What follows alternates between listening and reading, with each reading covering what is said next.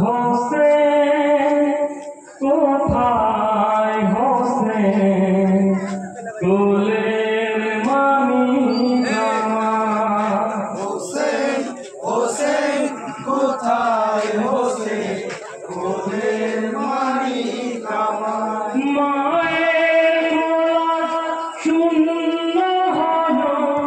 মদিনার আঁধার হোসেন হোসেন কোথায় হোসেন কোলের মানিক আমার